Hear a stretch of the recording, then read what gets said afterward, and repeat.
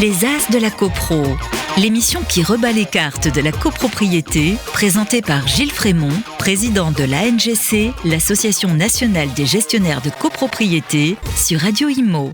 Bonjour à tous, bienvenue les syndics, les copropriétaires, les gestionnaires, bienvenue dans les As de la Copro. Nouvelle formule, alors on a redécoupé un petit peu les séquences, nos As sont toujours là et on a toujours un invité pour la première séquence, 1000 millième. Les As de la Copro, 1000 millième. Voilà, donc 1000 millième intégré dans les As de la Copro, toujours un invité de marque. Et aujourd'hui, je reçois un syndic, Jérôme Javazo. Bonjour Jérôme. Bonjour Gilles. Jérôme, vous êtes syndic, donc vous êtes président de l'agence centrale à Lyon. 55 collaborateurs, donc c'est un beau cabinet, qui pèse. Et vous avez, c'est pour ça que je vous ai invité aujourd'hui, vous avez été lauréat, vous avez remporté les trophées de la Copro au dernier salon de la copropriété à Paris qui a eu lieu le 6 et le 7 novembre. Et vous avez remporté un trophée dans la catégorie syndic pour une innovation en matière de management. Quelle est cette récompense ? Pourquoi vous avez été récompensé, Jérôme ? Cette récompense, je l'ai eue sur un projet enfin c'est pas un projet puisque c'est déjà mis en place de création je l'ai appelé une pépinière où je forme des jeunes en alternance, donc à partir du master. En leur confiant un portefeuille, c'est ça l'innovation, en leur confiant un portefeuille en autonomie de copropriété d'immeubles de moins de 25 lots. En complète autonomie avec un tuteur qui les suit quand ils ont des problématiques. Donc la particularité, et c'est là un peu la nouveauté, c'est que ce sont des alternants qui sont gestionnaires, ils ne sont pas assistants. Ils sont étudiants, puisqu'ils sont en alternance, mais ils sont déjà gestionnaires. Alors, ils sont étudiants, mais justement, l'innovation, elle est là, c'est que ce sont des gestionnaires, ce qui est tout nouveau. L'avantage, moi, je suis parti d'un constat double, c'est qu'on manque de gestionnaires dans notre profession, ça, c'est un secret pour personne. Mais le problème, c'est qu'on forme des jeunes à ce métier. Heureusement, pas assez, mais on en forme quand même. Et quand ils arrivent sur le marché, ils sont pas expérimentés. Or, nous cherchons des gens expérimentés pour gérer nos copropriétés. Et c'est vrai qu'avec cette formule que j'ai créée de pépinière, en leur confiant un portefeuille en autonomie, alors certes, ce sont pas des portefeuilles Ils ont très combien techniques. d'immeubles à peu près ? Ça varie beaucoup de la typologie, mais excusez-moi. J'ai un portefeuille avec 34 copropriétés, 258 lots, donc ça fait pas beaucoup, c'est des petites copros. Un portefeuille, par exemple, avec 8 copropriétés, mais 600 lots. On peut parler d'ASL, de garage, etc.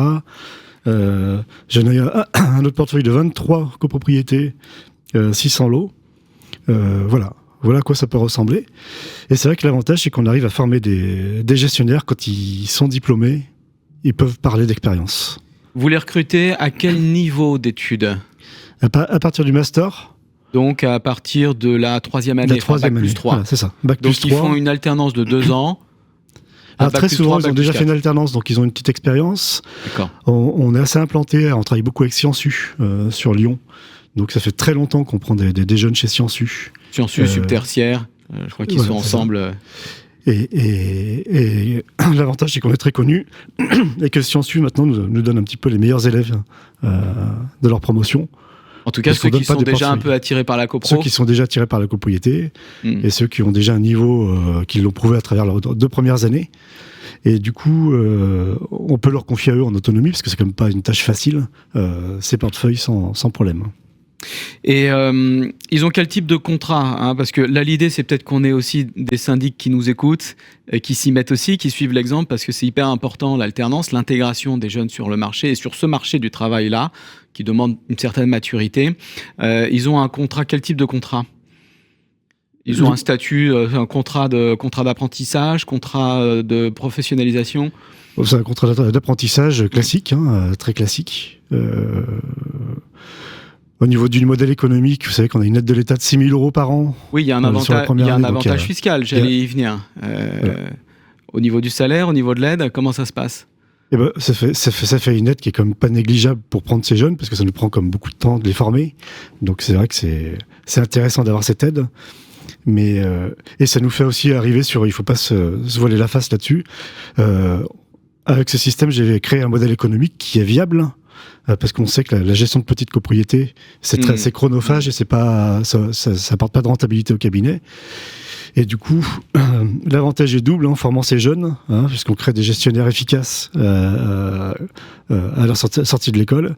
Et en plus, on crée un modèle économique intéressant pour le cabinet, puisque comme ils ont une rémunération qui est assez basse, de gérer ce portefeuille, ça crée une espèce de rentabilité. Oui, parce qu'un alternant est à mi-temps par définition, puisque la moitié de la semaine... Un alternant est à mi-temps. Il est en école, l'autre moitié de la semaine, il est en entreprise. Donc, il est vrai que c'est intéressant pour ces petits immeubles. Et c'est un problème, les pouvoirs publics l'ont relevé, notamment sur les copropriétés dégradées. D'ailleurs, vous êtes CalISR, je crois. Oui, c'est ça, on est CalISR. Vous avez des copropriétés en pré-difficulté ou en difficulté. Il est vrai que le service du syndic est devenu un peu cher. Et pour ces petites copropriétés, ça peut faire cher. Alors, leur mettre à disposition un gestionnaire, alors pour le coup, un gestionnaire qui est à mi-temps. Donc, il faut quand même qu'il y ait une équipe autour de lui pour continuer la gestion de l'immeuble lorsqu'il est à l'école.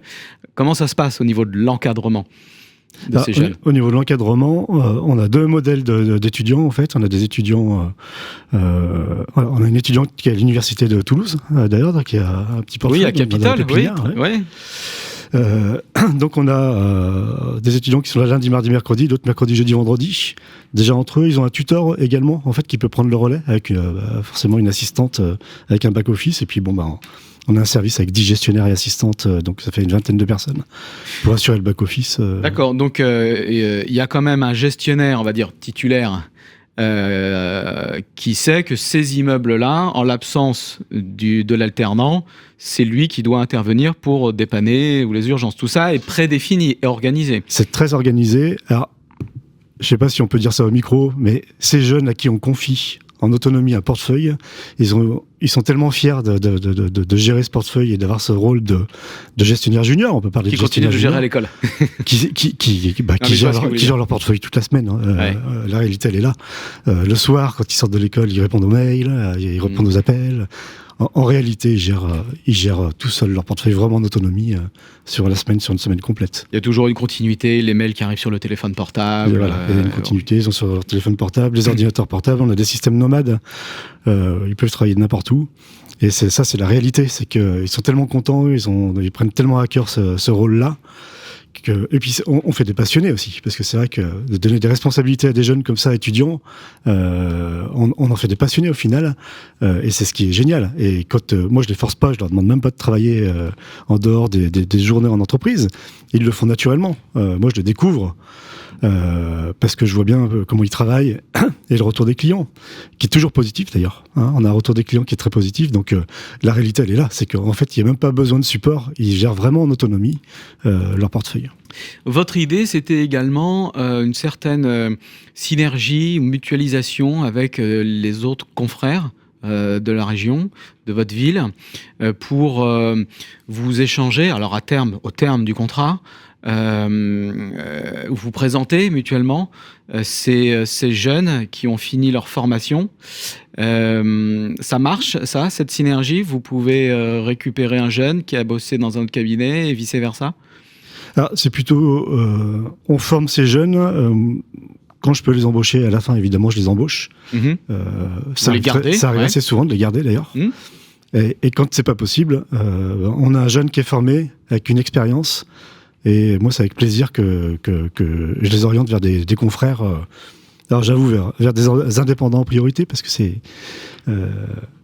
Mais oui, bien sûr. Alors, les groupes ont aussi la pépinière. On a Mathieu de Foncia qui nous rejoint tout à l'heure. La pépinière, c'est vrai que c'est quelque chose. Enfin, le mot, pépinière. Ah oui, moi, je suis passé par Foncia, donc je connais très bien. Et c'est pour ça que j'ai appelé ça la pépinière, je crois. Mais c'est pas du tout le même modèle de ce que je connais. Alors peut-être que le modèle a changé aujourd'hui, mais des pépins dans le groupe Foncia, en fait, ce sont des gens qui vont remplacer des gestionnaires. Et qui sont pas en alternance, je crois. Qui sont pas en alternance, ils sont en contrat, ils sont embauchés. Et là, on parle vraiment d'étudiants qu'on forme, à qui on donne des portefeuilles en autonomie pendant leur année d'apprentissage. Ouais. Et quel conseil vous donneriez à vos confrères, alors un peu en conclusion et en résumé, mais vraiment les avantages de cette formule?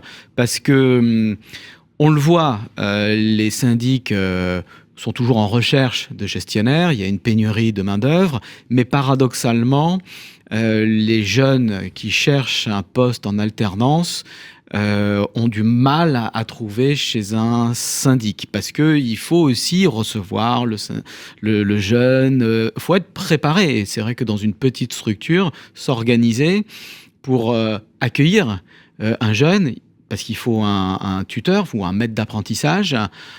Avec le télétravail, c'est pas non plus toujours facile, parce qu'un jeune en alternance en télétravail, c'est pas possible. Donc comment tout ça s'organise? Comment on peut pousser nos confrères à vraiment y aller à fond sur l'alternance? Je dois avouer que c'est pas si évident que ça, hein, de prendre des gens d'alternance, parce qu'il faut s'en occuper. Comme vous le disiez à l'instant, ça prend du temps, ils sont là à mi-temps, il y a quand même une rémunération à verser, qui est de l'ordre de 800-900 € en moyenne. C'est vrai que c'est peut-être plus facile quand on est un petit peu structuré, quand on a des cabinets avec au moins 3-4 gestionnaires pour s'en occuper, parce que ça prend vraiment du temps à former, etc. Moi, je pense que la formule que je suis en train de déployer est la meilleure, parce qu'en fait, il y a un intérêt aussi économique pour le cabinet. Quand on a un tout petit cabinet, ça prend du temps, on voit pas trop l'intérêt, on peut pas confier un portefeuille à ces jeunes. Aujourd'hui, quand on a une taille moyenne de cabinet, on peut prendre ces jeunes, leur confier ces copropriétés qu'on a tous, ces petites copropriétés de 3, 4, 5, 6, 10 lots. Et c'est là, Et c'est là, en fait. Hein. Alors ça, c'est une problématique qu'on retrouve compte dans les cabinets, parce que c'est pas rémunérateur. Sachant qu'une petite copropriété n'est pas forcément simple à gérer. Hein. Elle n'est pas forcément simple à gérer, mais en tout cas, elle n'est pas rémunératrice. C'est ça. Ça, c'est une certitude. Ce qui pollue, dans la profession, on dit souvent que ça pollue les portefeuilles, et sans intérêt économique. Et c'est vrai qu'on peut dire qu'il y a peut-être cette solution-là avec ces jeunes, à qui on leur confie, on peut confier ces petites copropriétés. Alors, je sais pas, à Paris, je crois que c'est un petit peu plus cher, mais nous, en province, sur une petite copropriété, on est à 1500, 1800 € minimum de forfait. C'est très bas. 1500 € TTC, ouais. C'est très bas. Je fais plus de moi je suis syndic à Paris, je fais plus de propositions en dessous de 4500 €. Voilà. Mais le drame est là, en fait. C'est-à-dire qu'on rencontre une problématique aujourd'hui, c'est que plus personne ne veut gérer des petites copropriétés. Je vois bien. Aujourd'hui, on en est à un point où les confrères me les envoient. C'est-à-dire que des gens m'appellent en disant, c'est un de vos confrères qui m'a demandé d'aller chez vous parce qu'ils prennent plus de petites copropriétés. C'est dramatique. Parce que c'est notre métier. Ils ont besoin d'être gérés. Et ces gens-là, c'est vrai que 4000 €, 3500 € sur Lyon, intramuros, il y a des confrères qui pratiquent ces prix-là aussi. Et c'est dramatique parce que ces gens ont besoin d'être gérés. Et c'est notre métier, on peut pas refuser. Moi, j'ai du mal à refuser même une petite copropriété. Il n'y a pas que l'intérêt économique. Mais voilà, il faut l'accepter. Et c'est vrai que du coup, on peut solutionner ce problème national, qui est un problème national. C'est pas que Paris, c'est pas que Lyon, c'est vraiment national. En se disant, et moi, c'est le discours que j'ai avec les clients des petites copropriétés, en leur disant, voilà, moi, je vais bien vous gérer, ça va vous coûter 1800 €. Mais je vous préviens, c'est un jeune. C'est un débutant. C'est un débutant. Qui est encadré. Qui est alternant, quel niveau, parce qu'en fait, vous n'êtes pas un immeuble technique, et si jamais il devenait technique, de toute façon, il y a des gestionnaires. Et donc ça, ils sont confirmés. d'accord. Le copropriétaire, conseil syndical, il est d'accord. Il achète ça. Ça, il achète. Ça, il achète ça. Et là, moi, je peux vous prendre à 1800 € dans ce contexte-là. Maintenant, si vous voulez un gestionnaire confirmé, parce que vous voulez pas un jeune, c'est 3500 €. Ok. Voilà. Et le discours, il marche bien, ils prennent 1800 €, ils prennent le jeune étudiant, ils savent qu'il est encadré, qu'il y a des gestionnaires confirmés autour, etc. Et ça fonctionne. Et du coup, là, on a un début de solution, en tout cas, je pense, pour ces petites copropriétés. Et on voit, ça s'est accéléré, moi, je pense, ces derniers mois, où tout le monde les refuse, en fait. Plus personne ça fait combien de temps que vous avez mis en place ce modèle Ça va faire une petite année, là. Une petite année, voilà. Et ça tourne bien. Ça tourne très bien, on n'a aucun retour des clients. Ça marche, ça marche.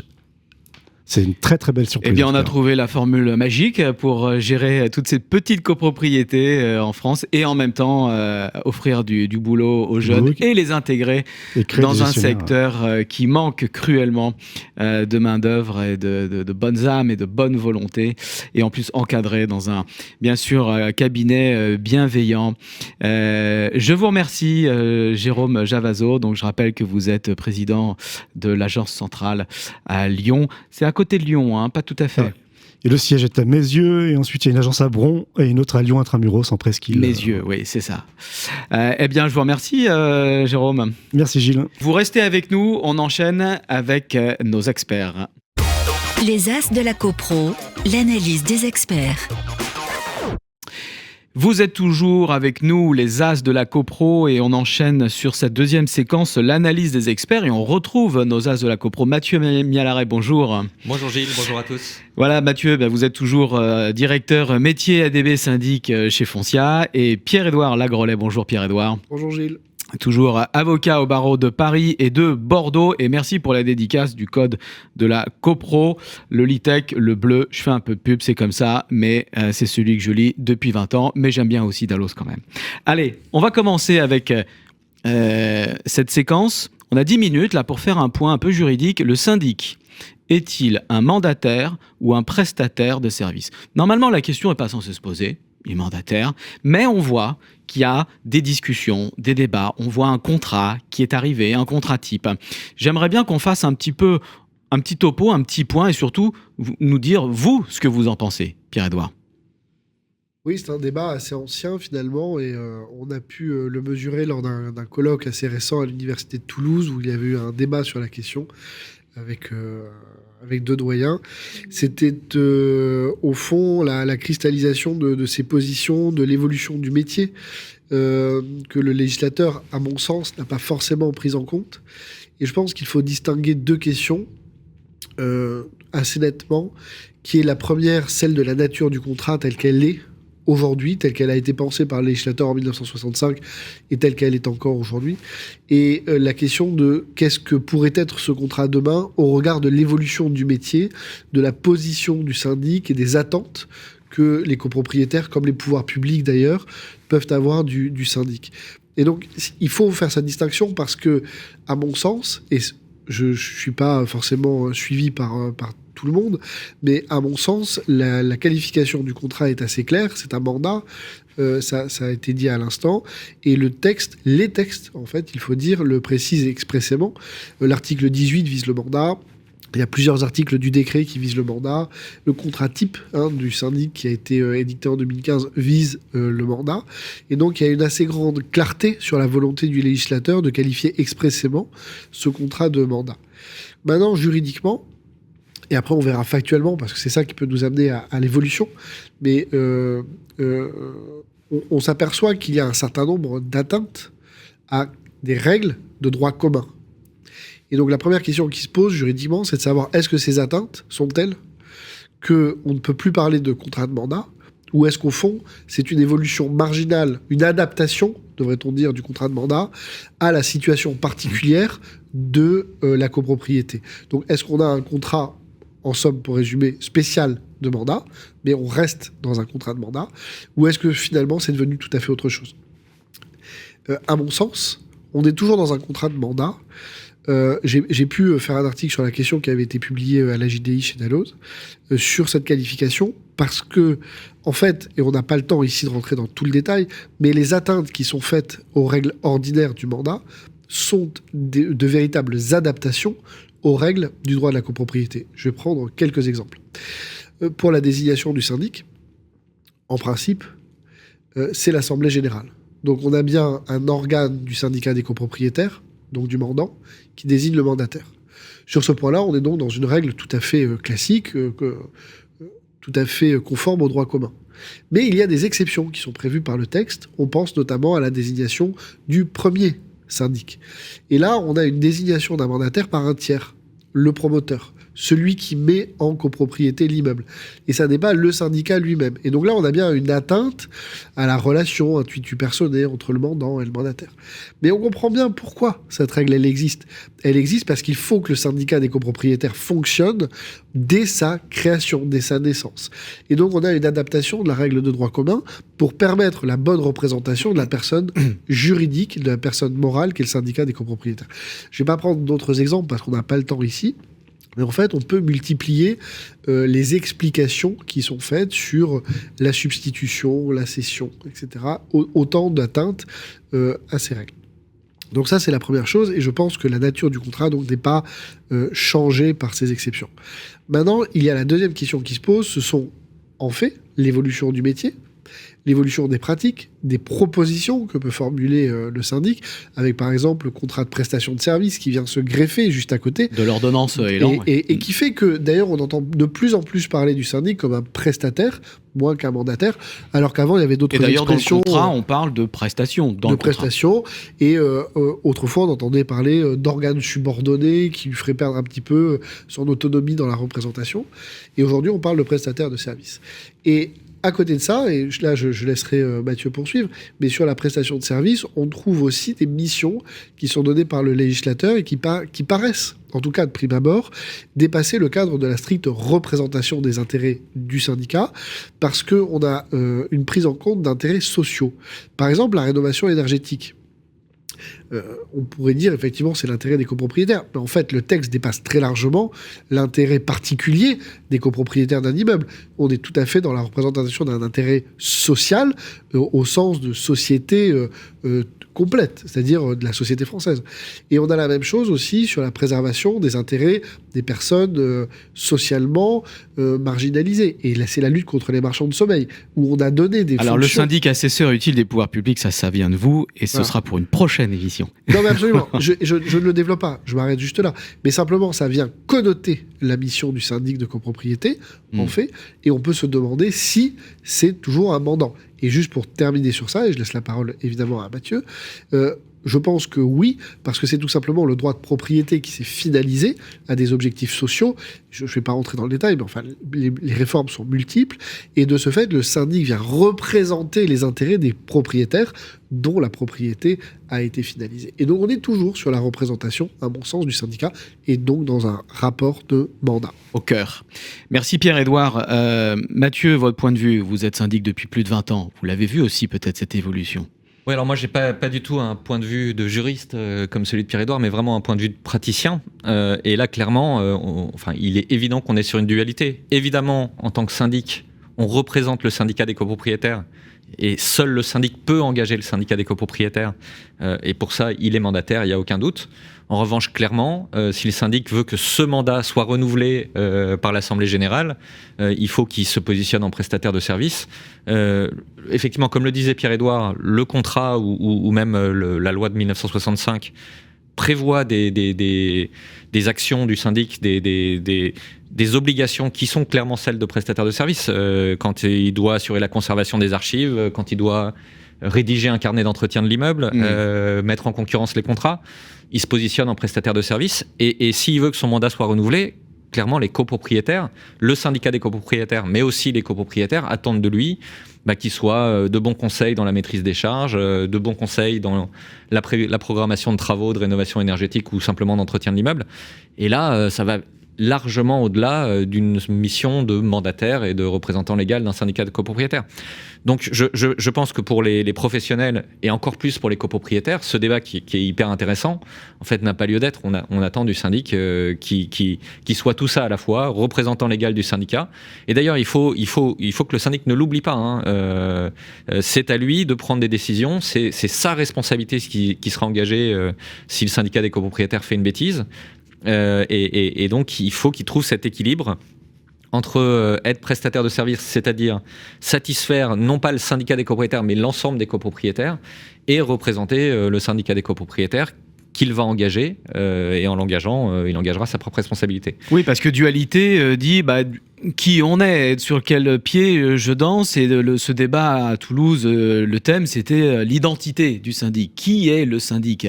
Est-ce qu'il traverse une crise d'identité ? Le fait d'avoir une dualité, c'est intéressant, c'est riche, mais ça peut être déstabilisant.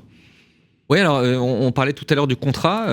Moi, je trouve que dans le sujet du contrat de syndic, et d'ailleurs, je pense que tout le monde parle un peu indifféremment du contrat de syndic ou du mandat de syndic, mais là, on parle bien du contrat, celui qui est joint à l'ordre du jour et qui est voté en Assemblée générale. Alors, est-ce un contrat de mandat ou pas ? Je laisserai Pierre-Édouard répondre à cette question. Mais ce qui est amusant, c'est que ce contrat, on sent bien que le législateur souhaite le normaliser de plus en plus. Et notamment, on le voit à travers la date de début et la date de fin. Le droit de la consommation. Impératif. Donc, on va dans le sens du droit de la consommation. Et maintenant, un syndic n'a pas le droit de faire voter à l'Assemblée générale un nouveau contrat en cas de renouvellement de son mandat tant que le précédent n'est pas arrivé à son échéance calendaire. Alors qu'avant, à chaque fois qu'on était renouvelé en Assemblée générale, c'est un nouveau contrat qui s'appliquait. Là, la règle est non, on doit attendre l'échéance du contrat en cours. Et même si l'Assemblée générale a renouvelé le mandat, le nouveau contrat ne prendra effet qu'à l'échéance de celui qui est en cours. Même si l'Assemblée générale s'est tenue parce que moi, personnellement, je fais un annule et remplace. Eh bien, un jour, peut-être vous aurez des soucis sur ce sujet-là, car la loi est très claire. On doit aller au bout. Et la DDPP qui vient contrôler les cabinets est vigilante et nous demande... Ah non, moi je veux pas qu'ils reviennent, voilà. ils sont déjà venus.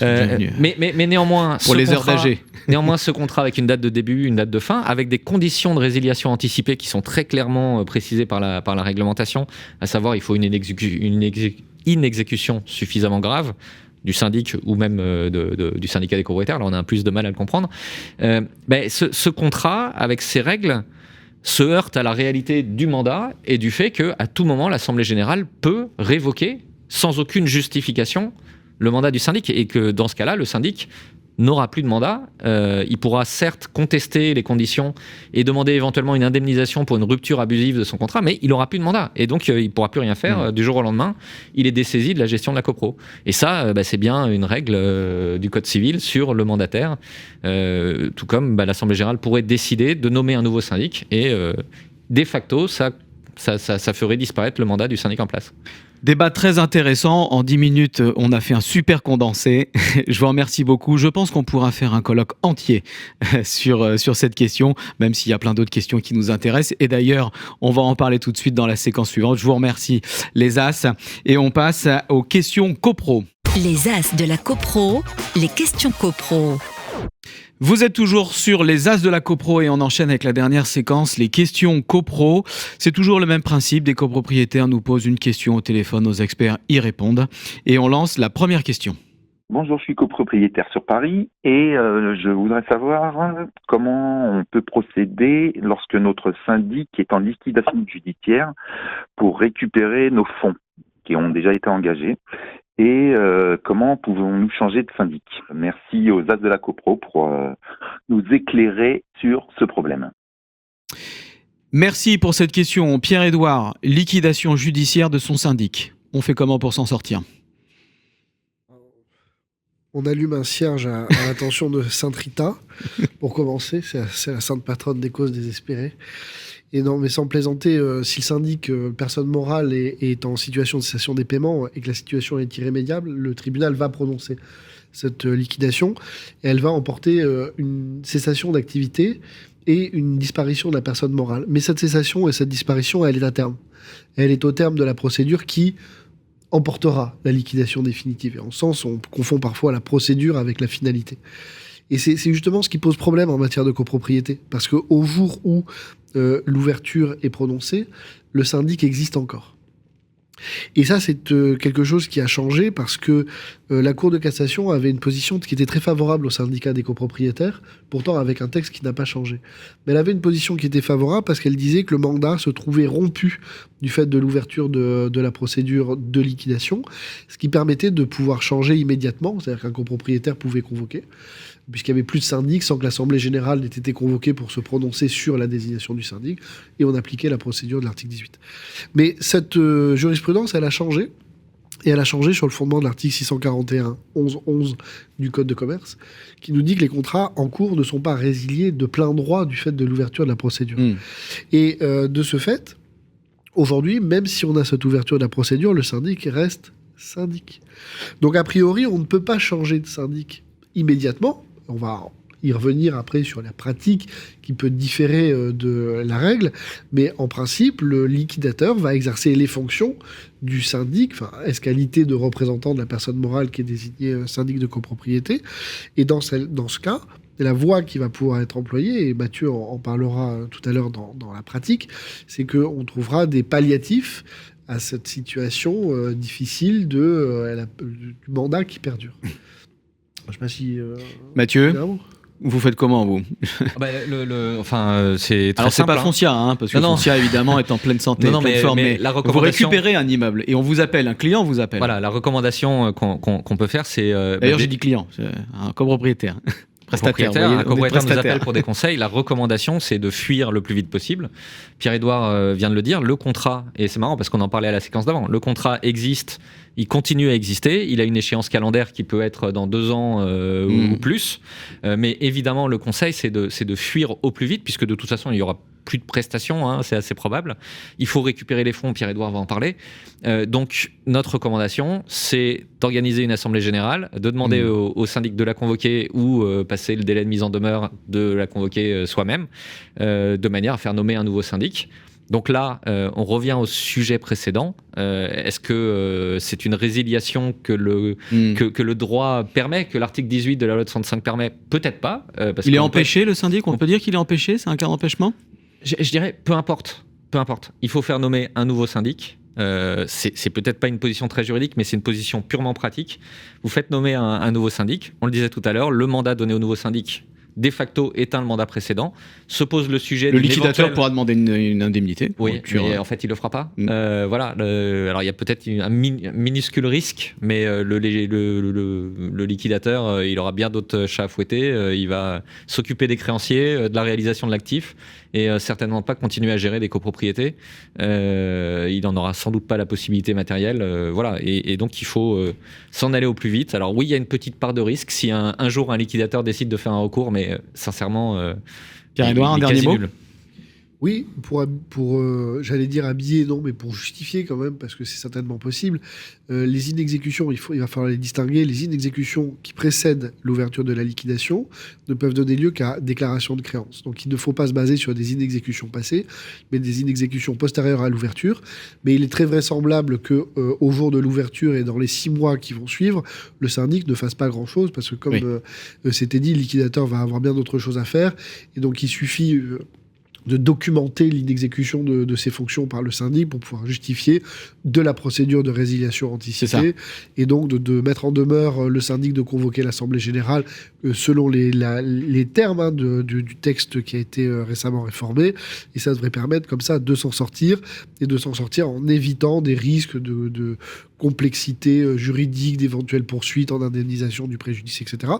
Il y aurait une autre solution qui serait de demander au liquidateur de mettre un terme au contrat en sollicitant le juge-commissaire, mais c'est quand même plus long, c'est plus complexe. Je pense qu'effectivement, le liquidateur on se fonde sur l'inexécution. Et donc l'inexécution fautive postérieure à l'ouverture est certainement la solution à la fois pratique et juridique la plus efficace. La plus sécure. Je vous remercie les As, et on enchaîne sur la deuxième question du copropriétaire. Bonjour, j'habite dans une grande copropriété à Strasbourg. Notre gardienne d'immeuble ne fait pas toujours très bien son travail et ce n'est pas très aimable avec les copropriétaires. Le conseil syndical lui a déjà fait des remontrances. En retour, elle a déposé une plainte pour harcèlement. Pouvez-vous nous dire qui a raison et qui a tort? Je vous en remercie. On change complètement de sujet. On est sur une gardienne qui pose problème dans un immeuble. En tout cas, les relations sont conflictuelles. Le conseil syndical met son nez dedans. Le syndic, il s'en occupe aussi. Mais bon, on est dans l'impasse. Vous avez bien entendu la question. Mathieu, c'est quoi votre solution? Qui fait quoi? Bon, alors, pour commencer, il faut rappeler quelques principes fondamentaux. Le gardien ou l'employé d'immeuble, je rappelle, gardien logé, employé d'immeuble non logé, ne sont pas salariés du syndic.